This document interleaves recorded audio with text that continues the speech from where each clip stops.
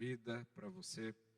Senhor, nós oramos porque cremos na Tua palavra, cremos, ó Pai, nas promessas do Senhor que nunca falham. Cremos que o Senhor quer falar conosco hoje.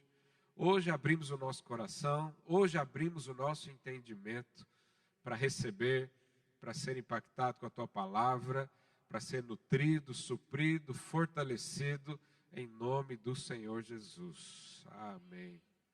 Nós estamos falando sobre alegria. Vê se tem alguém alegre aí do seu lado.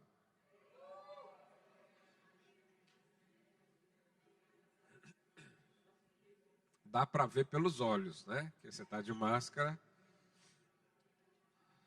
Os irmãos do som, aumenta só um pouquinho, que hoje eu estou meio sem voz. Quando você está feliz, você sabe, a alegria que vem de Deus, ela é de dentro para fora. A alegria do mundo é sempre de fora para dentro, né? Então, é um ambiente, é uma coisa, é uma pessoa, é um lugar que te deixa feliz. Mas o Senhor, Ele é tudo isso, mas dentro do seu coração. E aí, quando você percebe isso, os seus olhos são cativados pelo amor, pela graça, pela bondade do Senhor, então você está sempre alegre. O apóstolo Paulo diz: eu aprendi a viver contente em toda e qualquer situação. Até no dia mau, dias que são não tão bons assim, né? Eu essa semana estou constipado, os meninos todos, né? Começa com um, lá em casa é um rodízio, né? Quando começa a ficar bom, o outro pegou também. Aí, quando o outro fica bom, pegou. E hoje pela manhã fui tomar banho, não senti o cheiro do sabonete. Aí eu falei, tem alguma coisa errada aqui. Aí eu olhei para o sabonete, era sem cheiro. Mas o que você pensa? Você só pensa no pior da vida. Você já pensa o quê? Estou com Covid, meu Deus do céu. Vou ligar para o pastor Luiz, ele vai fazer o culto hoje. Eu não vou... E aí peguei outro e senti. E depois fiz o autoteste também, por motivo de consciência. Mas, e se tivesse pegado? Ia ficar triste? Ia perder a vida por causa disso? Eu estava meditando sobre isso e eu tento fazer de tudo para te explicar, não é?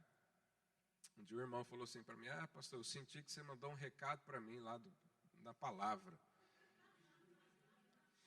Eu falei: irmão, você realmente acha que eu vou gastar horas do meu dia pensando, preparando uma palavra por sua causa? Eu falei: se você pensa isso, você está absolutamente correto. As minhas palavras são intencionais. Eu estou aqui para mandar um recado mesmo para você. E às vezes eu uso coisas da sua vida, mudo o nome, né, para não expor ninguém. Dou um exemplo muito parecido com o seu, é para você mesmo. E eu sempre fico pensando uma forma clara de te passar as coisas, né?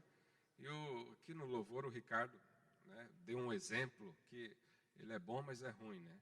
Ele falou: imagina que você ganha 1 milhão na lotaria, Euromilhões. Eu falei: não é possível que alguém joga nesse negócio. Mas é um exemplo. Mas eu quero pegar mais ou menos isso para te explicar sobre alegria. Imagine que você está na sua casa e o seu telemóvel toca com um número lá da Alemanha, esquisito. Alguém liga para você e fala: olha, tem uma boa notícia para você. Você foi selecionado por algum meio aí misterioso para herdar uma herança de alguém que estava aqui, não tem ninguém, e ele decidiu no testamento que era para selecionar uma pessoa, assim, assim, assim, e você foi selecionado. Então tem aqui uma herança de 100 milhões de euros para você. Já pensou se você recebe uma mensagem assim? Aí ele fala: olha, é o seguinte, você tem 12 meses para vir aqui pessoalmente resgatar e receber essa herança. O que você faria?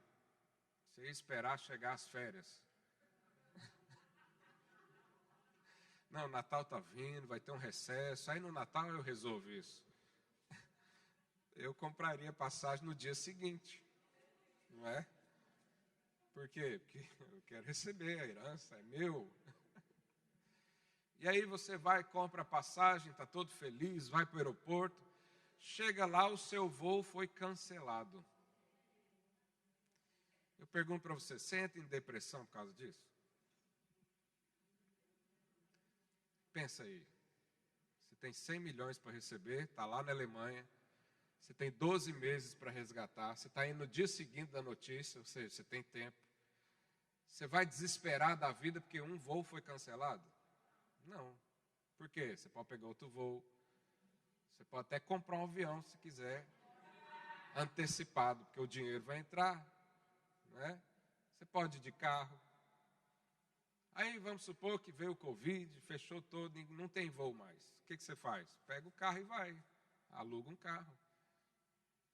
Aí no meio do caminho o carro fura o pneu. Você vai ficar triste? Não, por quê?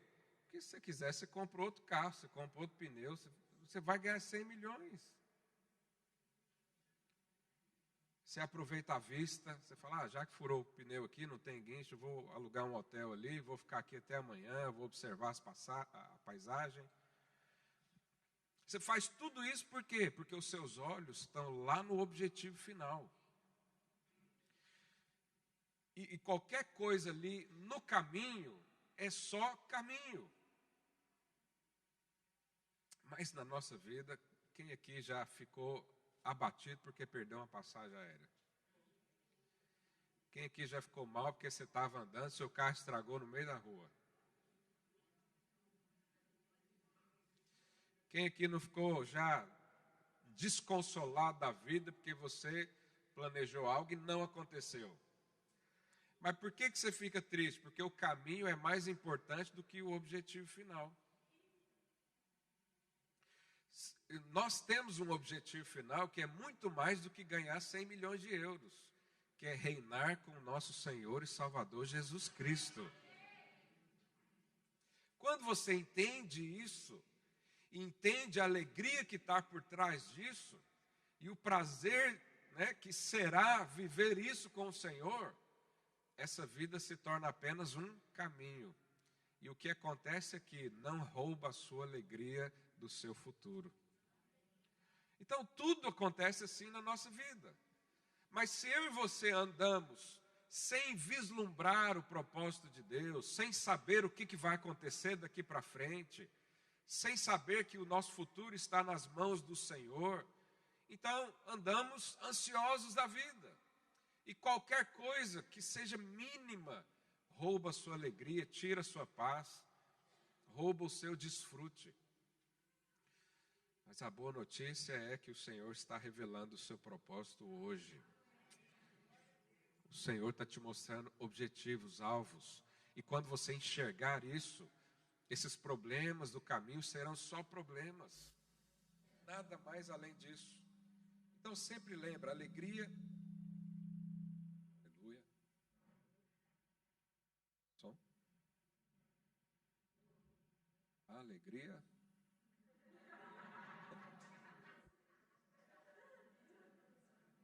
Som. Aleluia. Eu acho que agora melhorou, mas a equalização está diferente. Enquanto vocês arrumam aí, eu vou continuar aqui então. E semana passada, né, nós falamos sobre... Está muito baixo. Semana passada nós falamos sobre algumas coisas que nos tiram a alegria. Né? Então, a expectativa equivocada nas coisas da vida, né, as guerras espirituais que nós lidamos também, elas podem roubar a nossa alegria se a gente estiver desatento. Mas existe outra coisa também que rouba a nossa alegria, o cansaço. Pergunta aí, seu vizinho, você está cansado? O cansaço de lutar, o cansaço de tentar, o cansaço de ver a mesma situação dia após dia, o cansaço do ciclo vicioso que talvez você está vivendo. Então, o cansaço, a fadiga, né?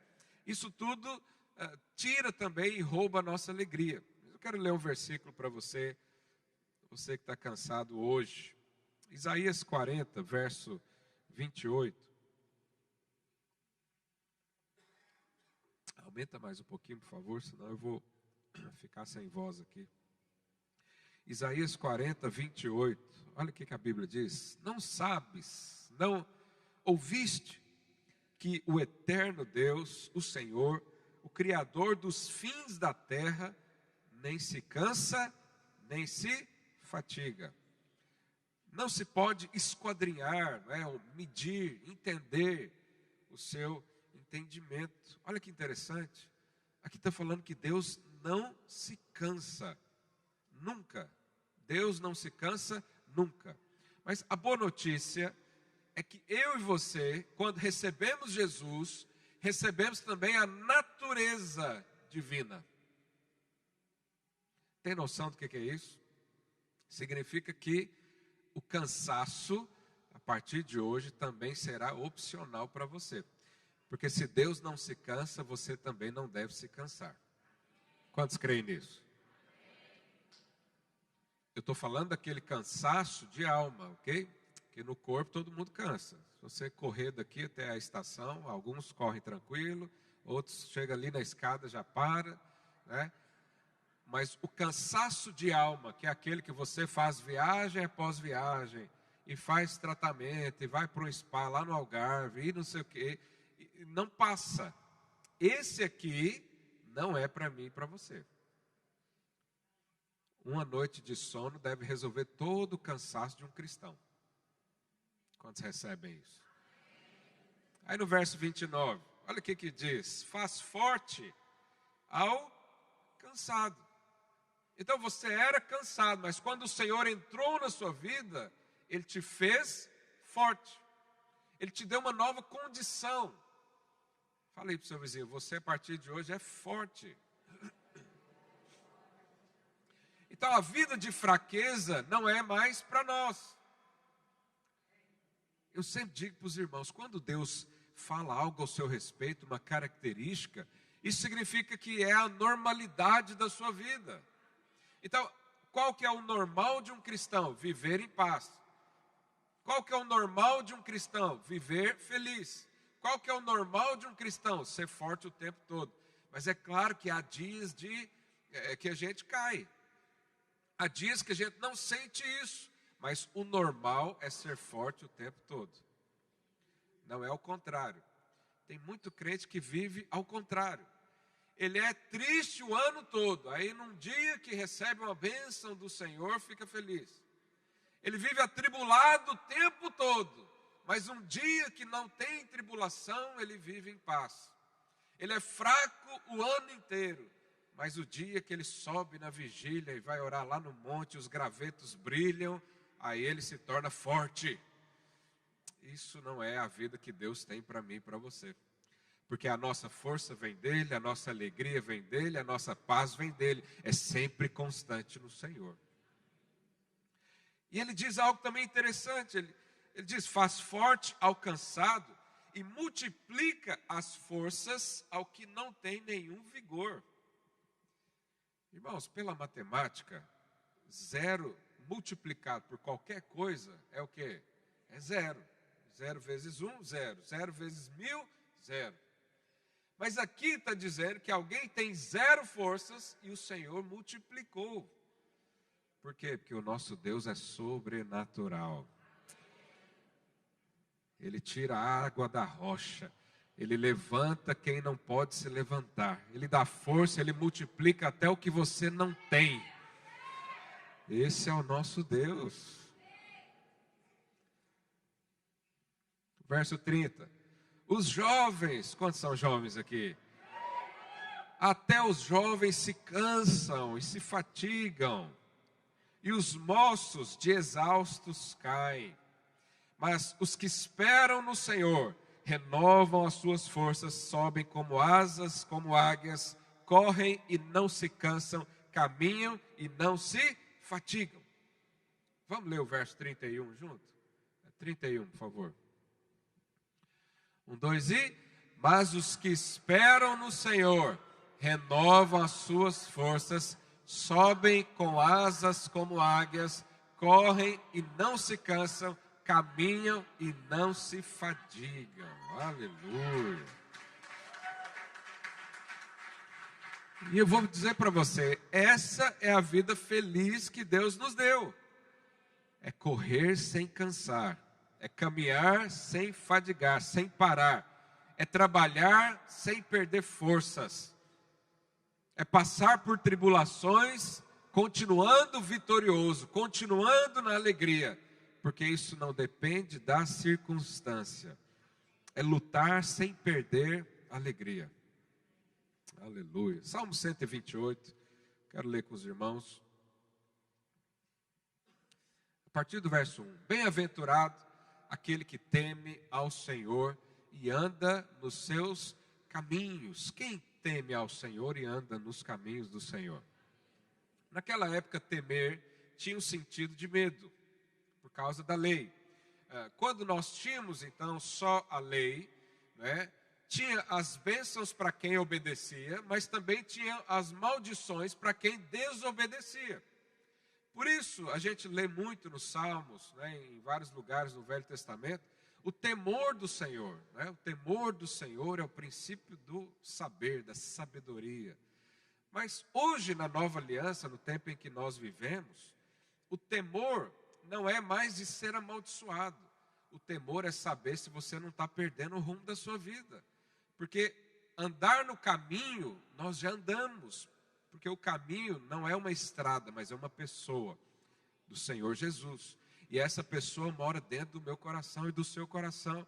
Então nós já estamos no caminho, nós já estamos ligados a Ele. Aquele que se une ao Senhor é um só espírito com Ele. Então essa palavra aqui é para nós.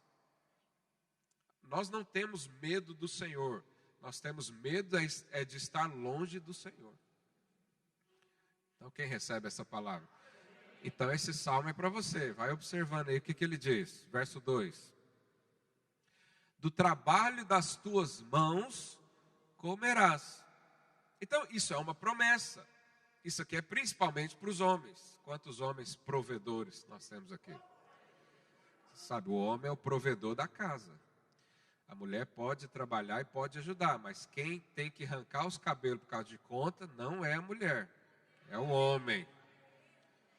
Essa semana o irmão me perguntou, né? Eu acho que ele estava meio indignado. Ele falou, pastor, mas se é eu que pago as contas, o que a minha mulher faz com o dinheiro? Eu falei, vai no salão de beleza, compra roupa nova.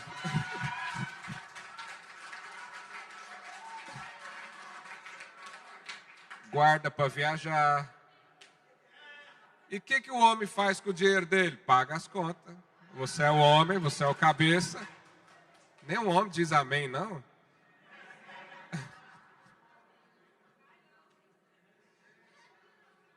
Mas você sabe, talvez, eu não quero aqui acusar você, nem gerar discussão aí na sua casa. Com certeza, um ou outro deu uma cotovelada aí no marido. Mas em momentos de crise, em momentos especiais, a mulher sim pode ajudar e contribuir para pagar as contas da casa. Não há problema nenhum nisso. Mas a responsabilidade é do homem. E aqui, qual que é a promessa? A promessa é que Deus está falando que vai ajudar o homem. É Deus falando, eu vou te dar dignidade. Você vai trabalhar, mas vai desfrutar do seu salário. Seu salário vai pagar conta, vai sobrar, vai abençoar outro ainda. Por quê? Porque eu sou um Deus que abençoa. E aí, ele diz, deixa o versículo aí, por favor. Então, do trabalho das tuas mãos comerás. E aí ele diz aqui, ó, uma expressão, feliz será. Tem muita gente que não acredita nisso. Ele acredita no trabalho, ele fala, não, Deus vai me dar força, realmente, o Senhor vai me dar talento, o Senhor vai me dar ideias sobrenaturais para ser um grande empreendedor. Mas quando fala que é para ser feliz, ele não acredita. Ele fala, mas como é que eu vou ser feliz com essa mulher gastadeira aqui do meu lado? O pastor ainda falou que é para ela gastar, agora que está tudo queimado os fusíveis agora.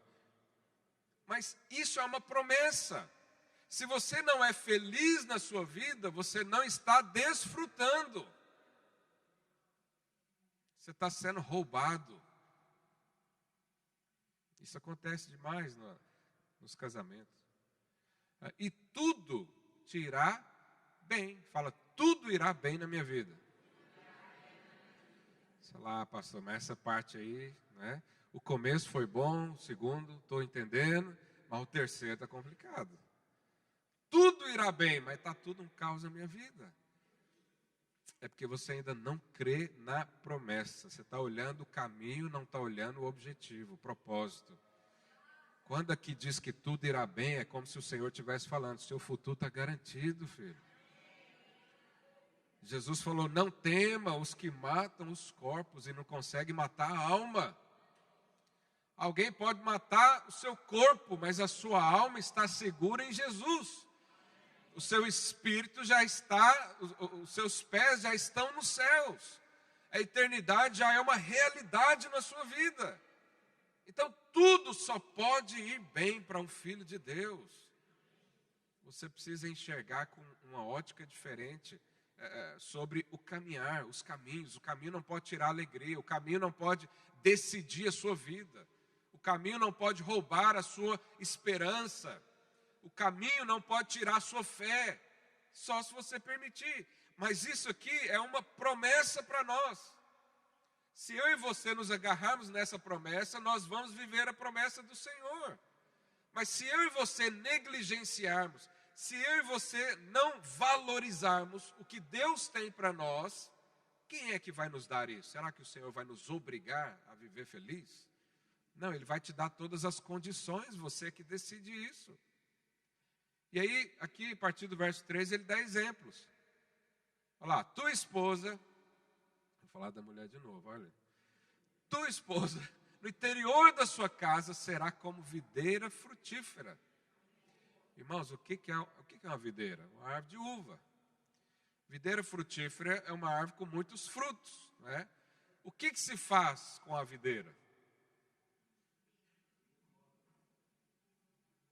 As pessoas tomam vinho em excesso, o que acontece? Fica triste. Não, sorri, a pele fica mais colorada, não vê problema mais na vida. Por isso que as pessoas, né? Por isso que Noé também teve uma época que... Quando Deus faz essa comparação, Ele está falando o seguinte, você vai ser tão abençoado que a sua esposa, ao invés de ser uma encrenca, como muitos pensam, vai ser um lugar de deleite, de prazer, onde você vai se embriagar com a sua esposa. Ninguém fala um amém aí?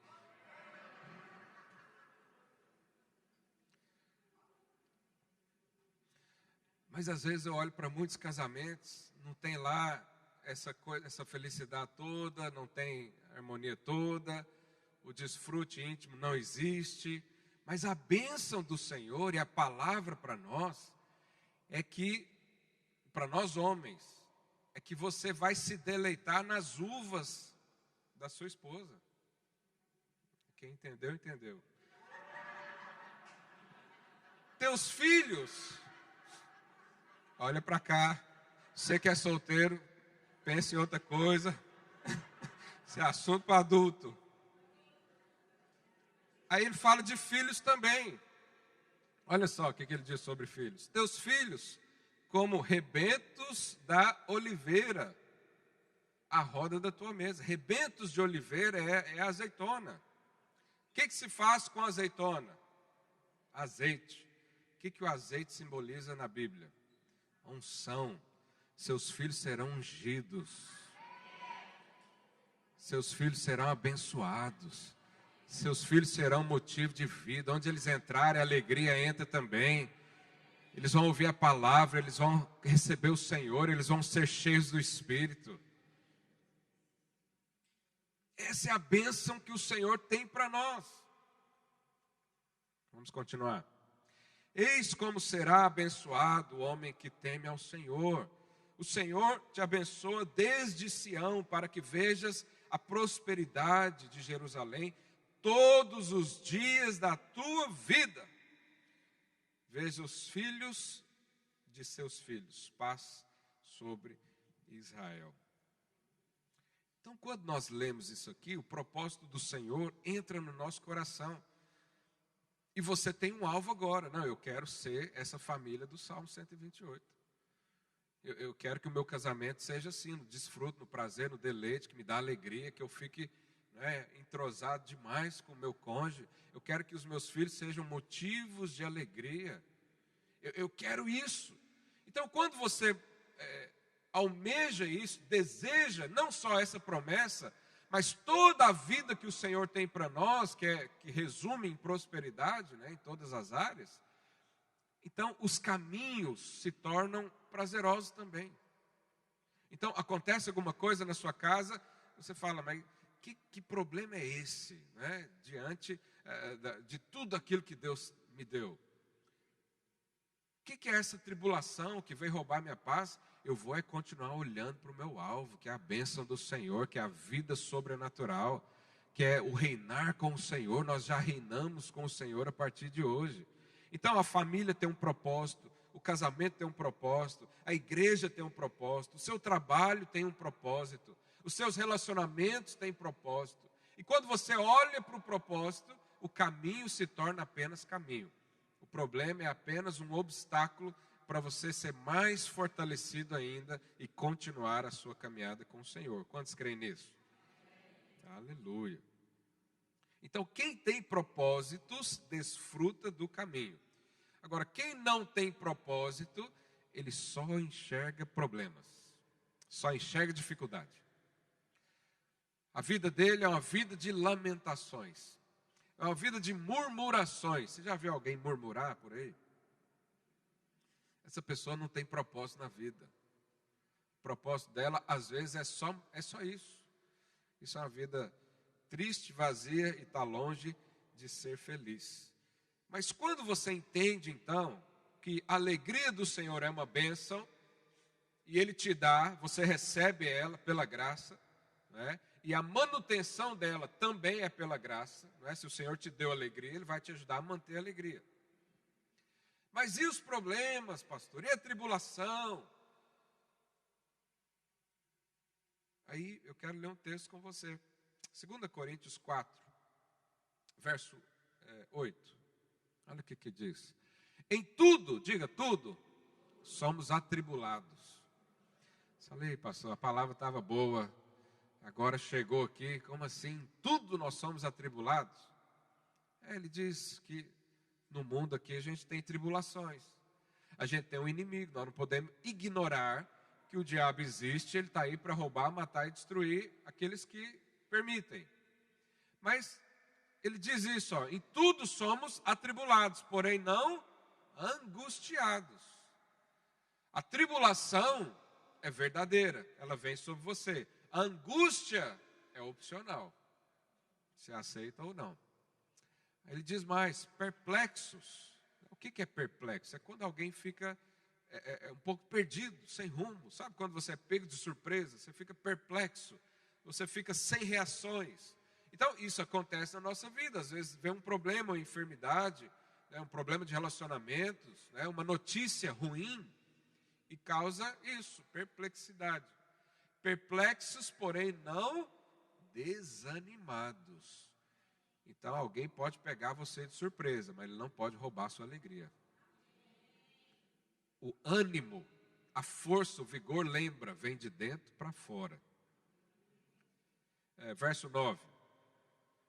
Perseguidos, né? Perseguição existe também.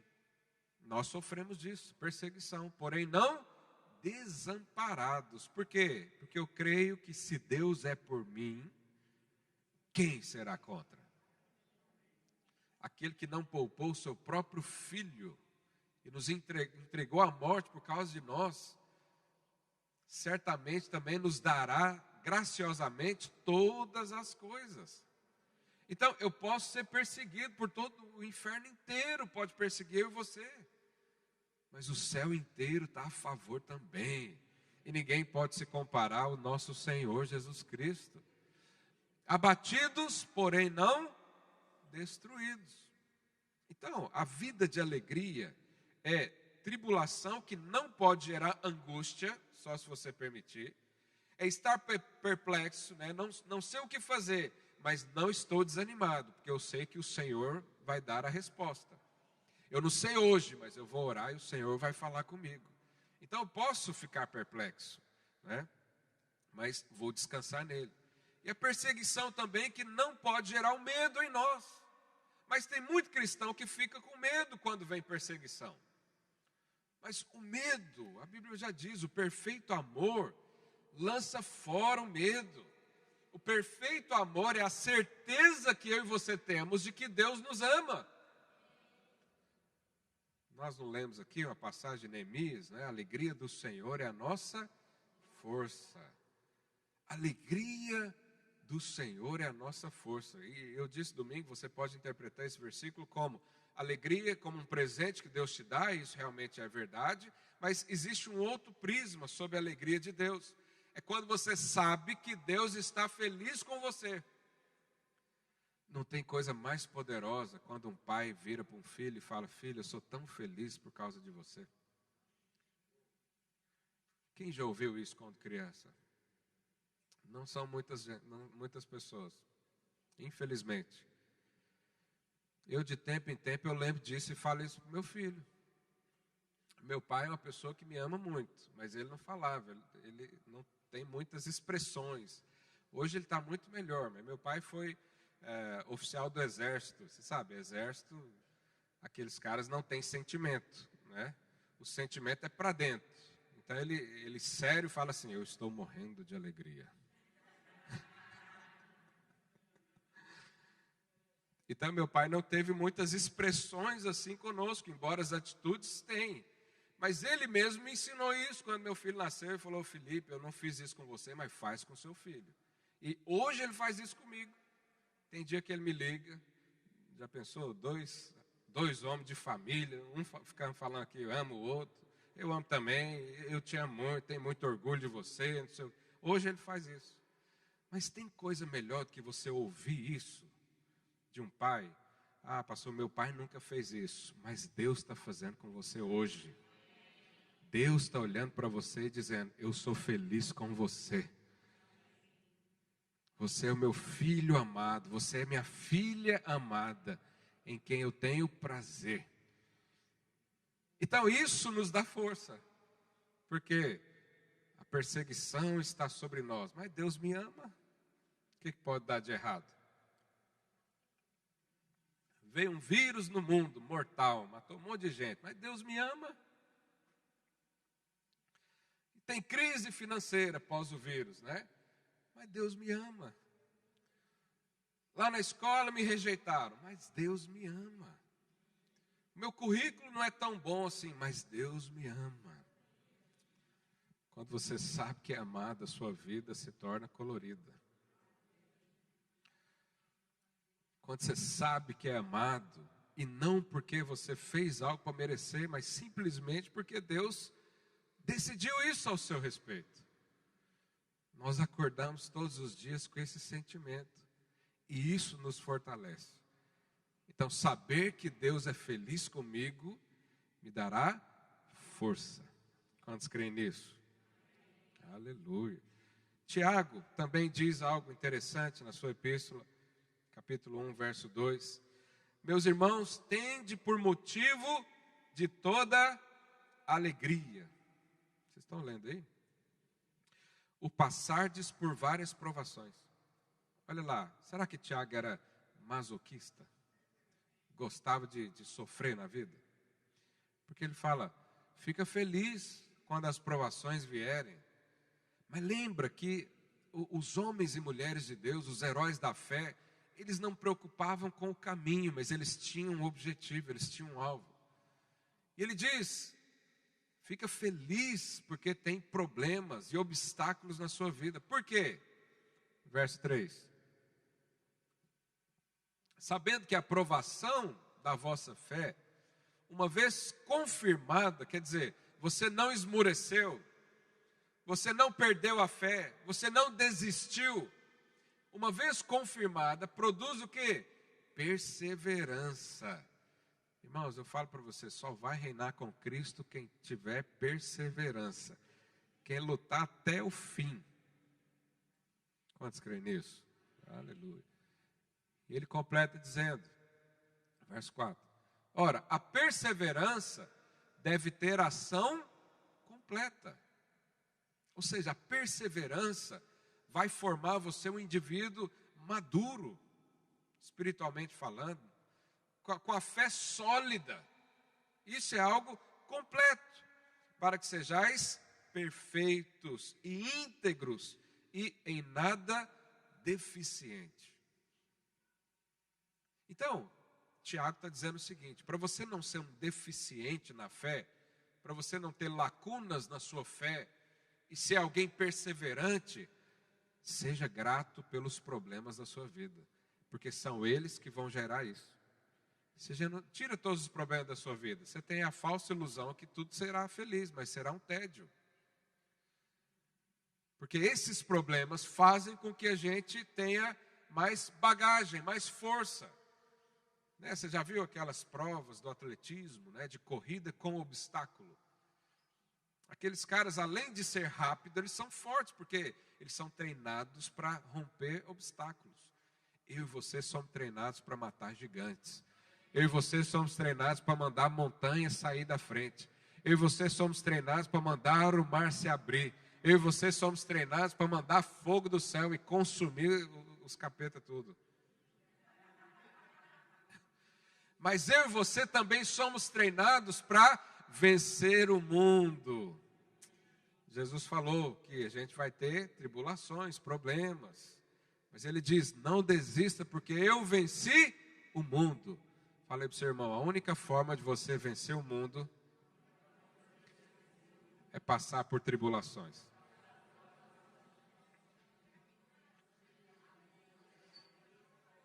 Quantos querem vencer o mundo? Então, Deus vai te dar um ginásio da fé.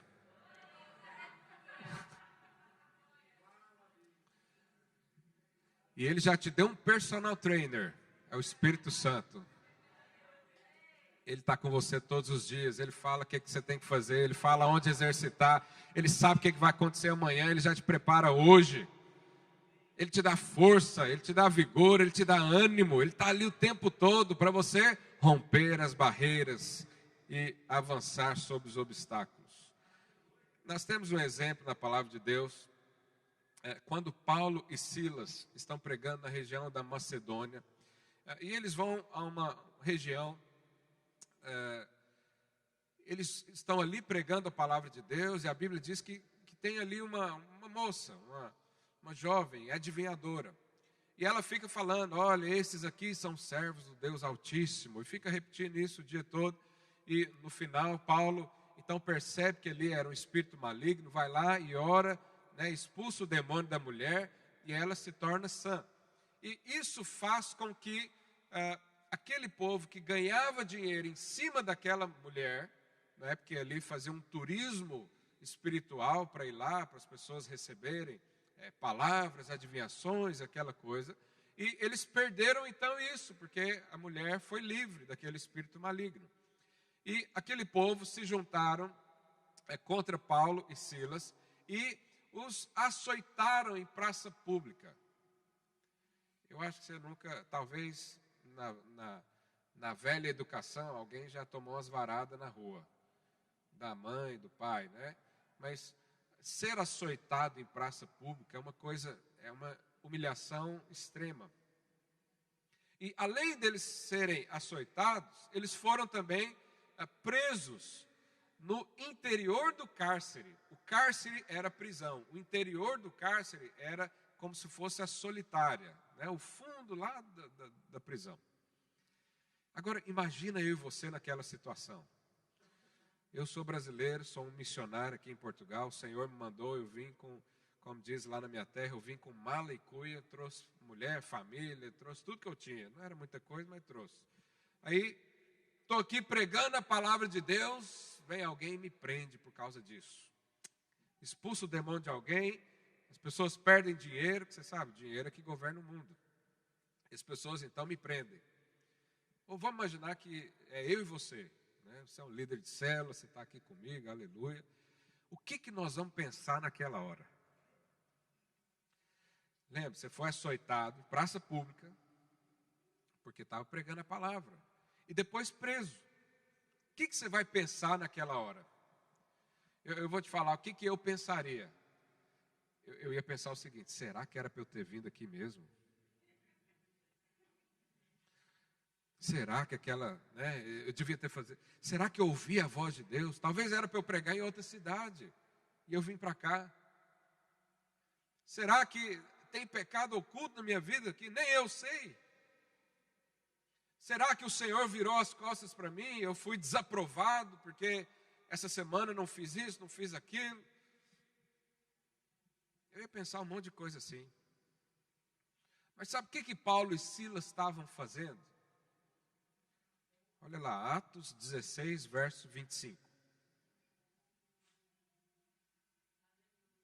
Por volta da meia-noite, Paulo e Silas faziam o quê? Oravam e cantavam louvores. Meu Deus. Estava com o Spotify na mão. Ouvindo o quê? Deus de milagres. Caminho no deserto. Luz na escuridão. Porque lá devia estar escuro. E eles estavam, detalhe, eles estavam presos com os pés no tronco. Ou seja, tinha algemas nos pés também. Eles estavam deitados ou sentados, louvando ao Senhor. Por quê? Porque ele sabe que isso é só um caminho. Ele sabe que homens podem maltratar o corpo, mas o espírito e a alma estão contentes o tempo todo. Aleluia. Olha lá, eles estavam orando, cantando louvores ao Senhor, e os demais companheiros de prisão escutavam. Verso 26. De repente, olha o que acontece quando você está debaixo do espírito de gratidão e louva sempre ao Senhor. De repente, coisas milagrosas acontecem. De repente, vem uma bênção no seu colo. De repente, aquela situação que importunava some. Por quê? Porque você estava orando e louvando ao Senhor. De repente, sobreveio o tamanho terremoto que sacudiu os alicerces da prisão. Abriram-se todas as portas e soltaram-se as cadeias de todos. Você fala, pastor, eu não tenho essa fé ainda para crer que essa tribulação toda que eu vivo, eu ainda posso ser feliz assim.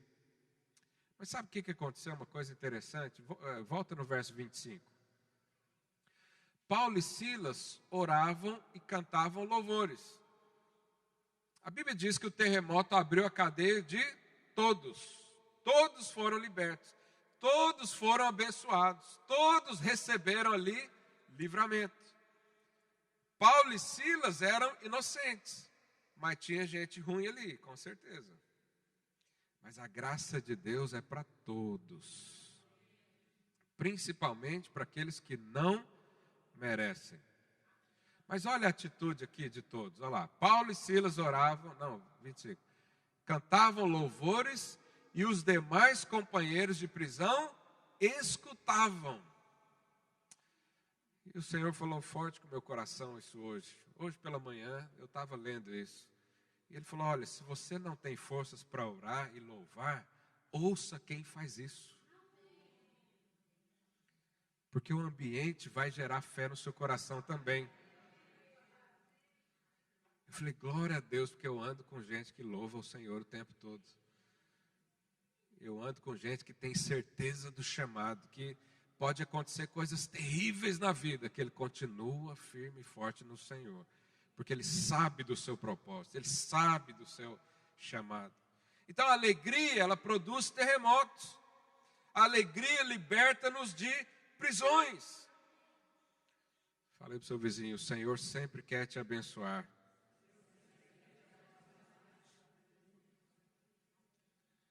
Você que está esperando receber a bênção do Senhor, essa já é uma bênção. As promessas, a palavra. Mas é interessante que eu queria ler aqui com você, Marcos capítulo 1, verso 40. Porque às vezes você tem dúvidas disso. Você pensa, será que Deus quer me abençoar mesmo? Será que eu tenho condições de ser abençoado? Será que eu estou apto a receber algo da parte do Senhor? Olha o que diz lá em Marcos 1,40. Aproximou-se dele um leproso, rogando-lhe de joelhos: se quiseres, podes purificar-me. Verso 41. Jesus, o que Jesus estava? Como que ele estava? Profundamente o quê? Compadecido. Porque Jesus te ama profundamente. E quando ele vê uma necessidade sua, ele tem compaixão. Profundamente compadecido, estendeu a mão, tocou e lhe disse: eu quero. Fica limpo. No mesmo instante lhe desapareceu a lepra e ficou limpo. Ou seja, Deus quer abençoar você o tempo todo. O Senhor Jesus está aqui para abraçar você o tempo todo. Ele está aqui para limpar você da sujeira do mundo o tempo todo. Se a sua dúvida era se Deus quer ou não me abençoar, já veio a resposta hoje. Deus disse: eu quero. Jesus falou: eu quero. A minha bênção já foi liberada. O sim já foi liberado. O amém já está garantido. A palavra já foi liberada. Quando Deus envia uma palavra dos céus para nós, é porque lá nos céus já foi liberado. Não deve gerar incerteza, não deve gerar dúvidas. Mas se o Senhor falou com você, é porque a bênção vem. Ele sempre pergunta, sempre as pessoas chegaram até ele perguntam: o que você quer que eu te faça? Se você crer, você vai receber. É interessante que Jesus elogia a fé de duas pessoas na Bíblia. Primeiro era a Cirofenícia, uma mulher que tinha a sua filha enferma. E ela vai pedir oração e cura pela filha. Jesus falou algo duro para ela. O que Jesus falou? O pão é para os filhos. Porque Jesus, antes da cruz, ele foi ali para os seus. É isso que profetizou Isaías. Veio para os seus e os seus o rejeitou. E aí ela diz: mas Senhor, até os cachorrinhos comem das migalhas que caem da mesa. Jesus falou o quê? Essa mulher tem muita fé. Mas também Jesus fez um outro elogio para um centurião romano, que pediu oração também pelo seu servo. Ele foi lá e falou: Senhor, eu não sou digno que o Senhor entre na minha casa. Mas eu conheço a autoridade, porque eu sou uma autoridade. Quando eu mando que alguém faça isso, ele faz. Então, Senhor, manda que o meu servo seja curado. O que Jesus falou sobre ele? Nunca vi nenhuma fé assim em Jerusalém. Agora, qual que era a característica dessas duas pessoas? Eles não estavam debaixo da aliança de Israel. Não eram judeus. Não mereciam ser abençoados. Mas o Senhor Jesus é um Deus de graça. E quanto mais você sabe que não merece, mais fé você tem para receber. Aquelas pessoas chegaram diante de Jesus dizendo: eu não mereço, mas eu peço. Eu não tenho condições, eu não tenho histórico, eu não li a Bíblia nenhuma vez na vida. Meu passado é terrível, nem posso falar. O Senhor nem pode ver a minha casa. Mas eu estou aqui para pedir. Porque eu creio num Deus bondoso. Eu creio que Jesus é bondoso.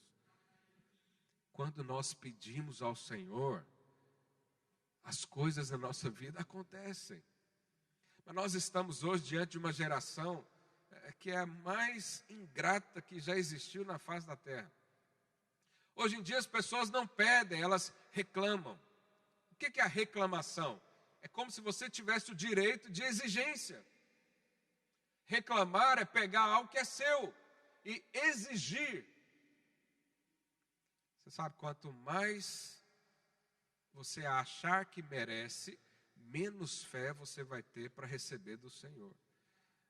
Mas quando você todos os dias orar e falar: Deus, eu não sou merecedor, mas eu tenho fé e eu sei que o Senhor me ama. E aí você pede. E ele diz: todo que pede, recebe. Mas muitos ainda têm dúvida: será que Deus quer fazer isso na minha vida? Será que é legítimo eu pedir isso para o Senhor? Eu nem fiz campanha do Jornal Dourado, eu nem fiz campanha da vassoura que varre as impurezas do mundo. Eu nem dou o dízimo direito, eu nem faço tal coisa. Quanto mais você olhar para as suas atitudes, menos fé você terá com o Senhor. Mas quanto mais você ter o coração dependente e falar, as bênçãos é para mim. Eu não merecia, mas o Senhor me escolheu. Não foi eu que escolhi o Senhor. Eu não tenho essa capacidade. Eu não tenho essa capacidade de discernir nem o bem e o mal na minha vida. Mas eu sou filho de um Pai amoroso. E eu vou viver tudo que Ele tem para mim. Porque nós temos que conhecer o Jesus que nós servimos. João 1:1 diz que Jesus no princípio era o verbo estava com Deus e o verbo era Deus. Ele estava no princípio com Deus, todas as coisas foram feitas por intermédio dele, e sem ele, nada do que foi feito se fez. Jesus é a palavra criadora. Quando Deus diz, haja luz, é como se Deus tivesse falado, Jesus, e a luz apareceu. Porque tudo foi feito por meio dele. Ele é a palavra criadora. Se ele é a palavra criadora e ele está em mim, eu posso também falar palavras que criam situações. Eu posso profetizar, eu posso declarar, eu posso comandar forças das trevas para saírem de qualquer situação. Por quê? Porque o Senhor está aqui dentro. Jesus está aí dentro do seu coração? Diga aí para o seu vizinho, Jesus é uma palavra criadora. Aí fala para o outro, fala, eu e você também somos. A Bíblia também fala que Jesus é o herdeiro de tudo. Hebreus capítulo 1, verso 1. Havendo Deus outrora falado, muitas vezes e de muitas maneiras aos pais pelos profetas nesses últimos dias, nos falou pelo Filho, a quem constituiu herdeiro de todas as coisas. Diga, herdeiro de todas as coisas. Pelo qual também fez o universo. Ele que é o resplendor da glória, a expressão exata do seu ser, sustentando todas as coisas pela sua palavra e seu poder. Depois de ter feito a purificação dos pecados, assentou-se à direita da majestade nas alturas, tendo se tornado tão superior aos anjos, quanto herdou o mais excelente nome do que eles. Jesus é o herdeiro de tudo do Pai. Mas a boa notícia é que eu e você também somos. Nós somos herdeiros e co-herdeiros com Cristo Jesus. Ou seja, há um reino para você desfrutar. Há um reino para você participar. Há uma herança destinada só para você. Ela tem o seu nome lá. Deus preparou isso para você. Há uma herança que é dada à sua família. Há uma herança nos seus relacionamentos, no seu trabalho, nas suas finanças. Há uma herança, a palavra, há promessas para mim e para você. Por quê? Jesus está no meio de nós e em nós. Aleluia. Jesus também é a própria sabedoria. Diga sabedoria. Romanos 11:33. Ó profundidade da riqueza, tanto da sabedoria como do conhecimento de Deus. Quão insondáveis são os teus juízos e quão inescrutáveis os seus caminhos. Quem, pois, conheceu a mente do Senhor? Quem foi o seu conselheiro? Ou quem primeiro deu a ele para que ele venha a ser restituído? Porque dele, por meio dele e para ele são todas as coisas. A ele, pois, a glória eternamente. Amém.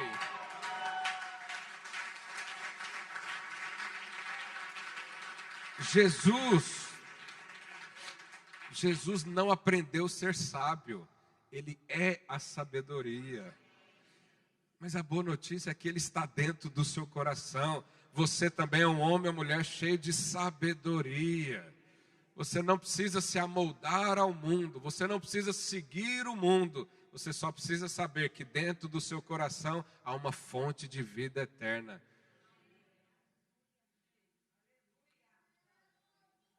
Jesus é a imagem do Deus invisível. Ele é o primogênito da criação. Nele foi criada todas as coisas. Tudo foi criado por meio dele. Tudo foi criado para ele. Ele é antes de todas as coisas, por isso ele tem a primazia. Nele tudo subsiste. Ele é o cabeça da igreja, ele é o princípio. Ele é o primogênito de entre os mortos. Nele reside a plenitude da divindade. Ele é o reconciliador de todas as coisas. O reino é para ele. Ele é o padrão que agrada a Deus. Ele é o Filho perfeito. E esse Jesus está no seu coração. E todo desfrute que ele tem, ele te deu. Ele nos fez assentado com ele, à direita do Pai, numa posição de governo. E o Pai disse para ele: senta até que eu coloque todos os inimigos debaixo dos teus pés.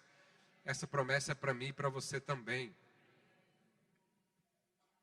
E por último, Apocalipse 21, 4. Você já chorou alguma vez na sua vida? De tristeza? Alguém aqui já? Olha a promessa que Deus tem para nós. E lhes enxugará dos olhos toda lágrima. E a morte já não existirá. Já não haverá luto, nem pranto, nem dor, porque as primeiras coisas passaram. E aquele que está sentado no trono disse: eis que faço nova todas as coisas. E acrescentou: escreve, porque essas palavras são fiéis e verdadeiras. A boa notícia, irmãos, é que isso aqui é uma promessa para o tempo futuro, para a eternidade. Mas a boa notícia é que a eternidade já começou na sua vida e na minha vida.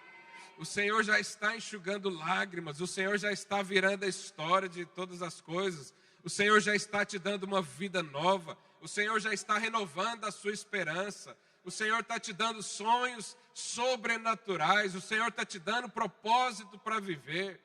Tudo isso tem para nós. Por isso não tem como servir a Deus e ser uma pessoa triste. Quantos são felizes nessa manhã?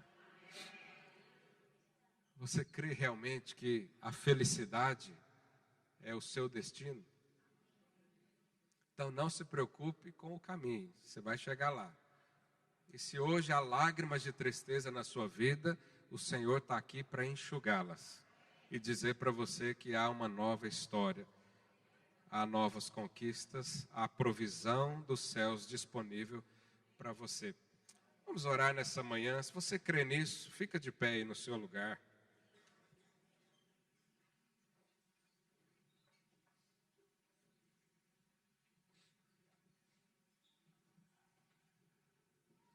Feche os olhos aí no seu lugar. Se algo, em algum momento, foi falado, tocou o seu coração, é porque o Senhor Jesus quer refazer histórias aqui. O Senhor Jesus quer te dar um tempo novo. O Senhor Jesus quer te dar um casamento à maneira dele. O Senhor Jesus quer te dar alegria, quer te dar satisfação. Ele quer tirar as dores da sua vida. Mas não são as dores que o homem pode causar, são as dores da velha criação que está aí, que veio. O Senhor quer fazer nova. O Senhor quer te fortalecer nessa manhã. Com seus olhos fechados, fale para o Senhor o que você tem sentido. Fala qual que é a dor, fala qual que é a lágrima, fala qual que é o contexto. Fala: Deus, eu quero que esse contexto seja para edificação. Eu quero ser fortalecido nessa manhã, sabendo que as tribulações vão apenas me fortalecer. Os problemas nessa vida, as situações que são lançadas pelo mundo, pelos meus inimigos, o Senhor vai transformar em bênção para me abençoar. Eu creio que o Senhor quer me abençoar. Eu creio que a tua vontade é de me ver feliz. Eu recebo hoje. Eu não mereço, eu não fiz por merecer. Eu não tenho histórico, não tenho passado para mostrar. Eu tenho apenas a minha fé e a consciência de que o Senhor me amou. E conforme esse amor eu recebo agora, pela graça, pela fé, fortalecimento. Eu recebo agora no meu coração, diga isso, eu recebo paz, eu recebo alegria. Eu declaro que a felicidade, que a satisfação, que o contentamento está sobre mim. E a minha casa será um ambiente feliz. A minha vida será um ambiente feliz.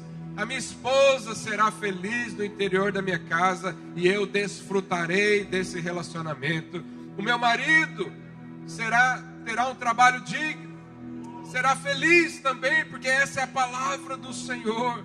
Eu declaro sobre os meus filhos que eles são benditos, que eles são abençoados, que eles são felizes. Declaro sobre o meu trabalho que tudo irá bem, porque o Senhor é quem vai